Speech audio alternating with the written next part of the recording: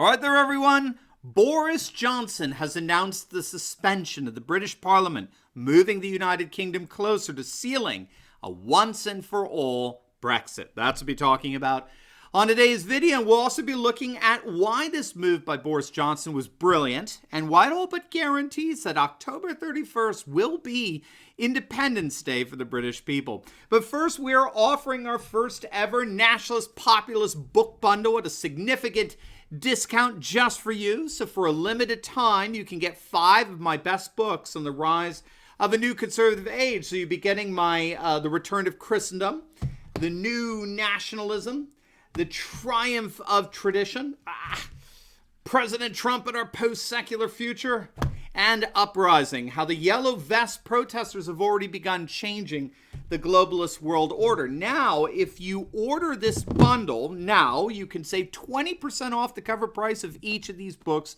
sold separately. But don't delay. Click on the link below and enjoy this Nationalist Populist book bundle and savor the rise of a new conservative age. All right, Prime Minister Boris Johnson. Isn't that a wonderful thing to say? Prime Minister Boris Johnson has taken a dramatic step closer to sealing a successful Brexit as of the other day, when he formally requested that the Queen suspend Parliament until mid-October, literally days before the October 31st Brexit date. Now, this move is not unprecedented by any stretch of the imagination.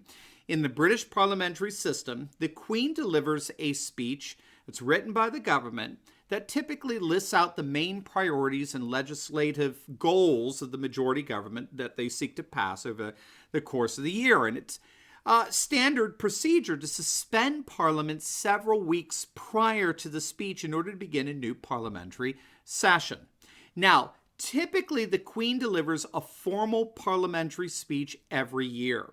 However, because of the extraordinary circumstances over the last couple of years with the passage of Brexit back in June of 2016 and the attempts by Remainers, now called Remoaners, to block a successful Brexit, the volume of legislation to boggle down the entire process has been unusually high.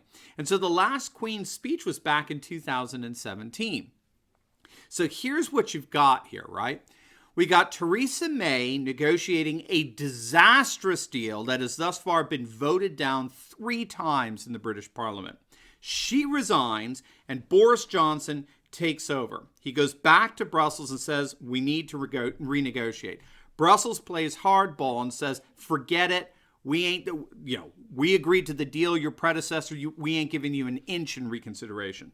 Johnson goes back to Parliament, and Parliament says, no way, we'll vote down the deal a 4th time if we have to. So Boris Johnson says, fine, we'll leave without a deal. We'll just let October 31st come, and we'll have a no-deal Brexit. And all the libs and even the conservative Remainers come out and say, not a chance, no way, we won't let you. So what does Boris Johnson turn around and say? Hey everyone, guess what? I'm newly in charge. I have my own legislative priorities, and you're all getting in the way of a clean Brexit. So you know what? We haven't had a Queen's speech in a couple of years. Let's set one for mid-October. Suspend any and all legislative activity until then. Sound good? And the Queen has officially accepted the request, and now it's a done deal. It's too late for Labour or Jeremy Corbyn, Labour's leader, to do anything about it. Parliament now will be suspended until literally days before the official date for a clean Brexit, and there's nothing that the Remoaners can do about it. And so, of course, Remoaners are flipping out today. They see it as a blatant circumvention of the democratic process, which, of course, is so pathetically ironic, since they're the ones who've been doing everything they can to thwart the will of over 17 million Brits to leave the European Union. And as I understand it, 17 million plus was the most Brits have ever voted on a referendum. It was the highest total in favor of any policy or politician, for that matter. So the Remoaners are yelling and screaming because they're getting precisely what they've been dishing out over the last 2 years. And Brexiteers, those who supported the referendum, they're ecstatic. They're absolutely elated at the boldness of Boris here.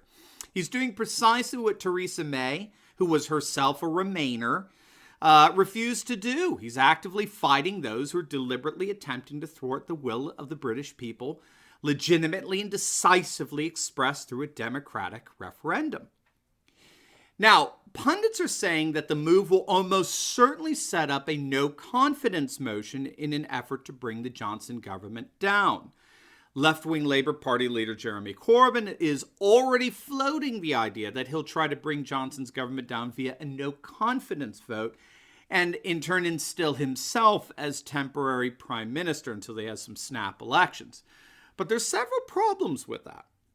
First and foremost, we have to remember that just as many Labour constituents voted for Brexit as did Conservative constituents. Studies show that Brexit crossed both parties equally, right? This is the nature of a political paradigm shift that's going on here. Neither party provides sufficient representation for the newly emerging political sentiments and dispositions.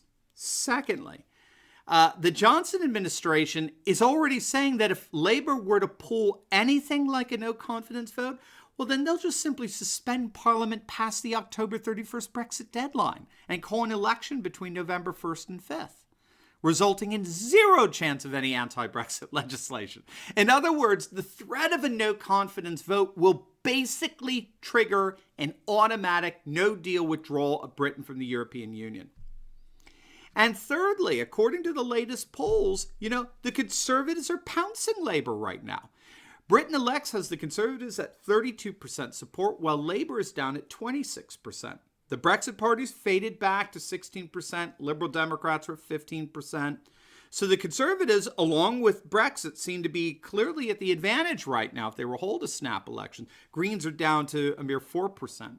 And there's precedent for what Boris is doing here in terms of successful political maneuvering. I appreciate Matthew Goodwin, over the British scholar Matthew Goodwin. He's noted that a similar situation happened in Canada several years back with Stephen Harper of the Conservatives.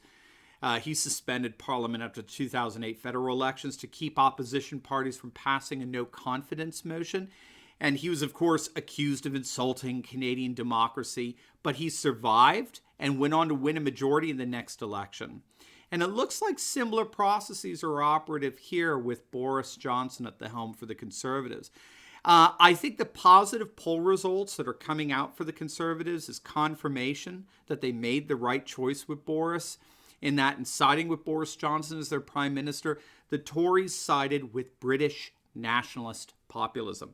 Under Theresa May, the Tories, of course, made a monstrous miscalculation, which cost them dearly in the last elections. They tried to straddle between the David Cameron Remainers on the one side and the Boris Johnson Brexiteers on the other. And I can understand why May thought this was the best course, because you had these two competing wings within the Conservative Party. She just decided to opt for the center and try to create sort of a Venn diagram of overlap, as it were. But it ended up largely leaving the deal that she argued. It ended up leaving Northern Ireland under EU control and much of Britain under EU enforced regulations, but now without any representation in Brussels Parliament there, right?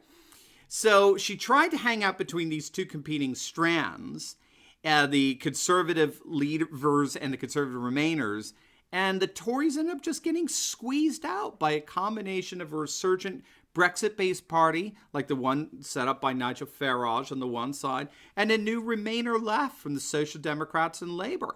Although keep in mind, Labour's had its own problems. Half of its constituency voted for Brexit, voted to leave, even though the vast majority of Labour's MPs are pro-Remain. So they've seen plenty of defections themselves to the Labour over to the Brexit party. But what it means in many respects is May's strategy collapsed because the center collapsed. Nationalist populism on the one side and a resurgent political leftism on the other side squeezed out the center, right? And so the lesson behind Theresa May's failure at negotiating a Brexit was that the Tories had to pick a side in their civil war. They either had to side with the Cameron pro-globalist forces within their party, or they had to fully embrace pro-Brexiteer portion of the party, right? With Boris Johnson as their new head, their standard bearer. And they made their choice. And they have clearly now embraced the Brexit wing of their party with the hopes now of creating what we might call a nationalist populist light party, right? We've talked about this on several other videos.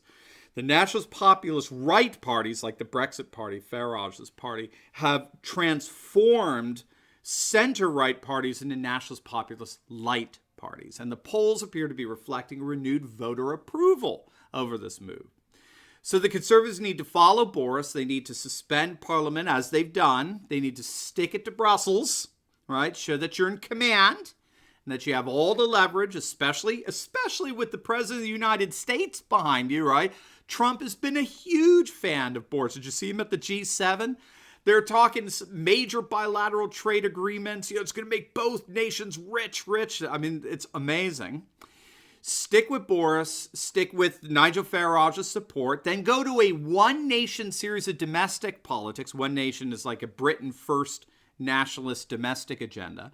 Enact a one-nation series of domestic policies that reunites the culturally, economically, and politically divided North and South of Britain. You get your Brexit, you get your one nation. I think you'll see nothing short of a conservative landslide victory in the months ahead. A renewed nationalist, populist, light conservative party that is itself a reflection of a far more conservative political age. As always, please like, comment, and subscribe. Check out some of our awesome merch that celebrates all things nationalist, populist, and traditions that you're going to love. And, of course, make sure to avail yourself of the 20% off our nationalist, populist book bundles. And click on either our Patreon, subscribe to our PayPal links below, and consider becoming a monthly supporter of this channel and help us to continue to analyze current events in light of super awesome conservative trends so that you can live in the present in light of even better things to come. God bless.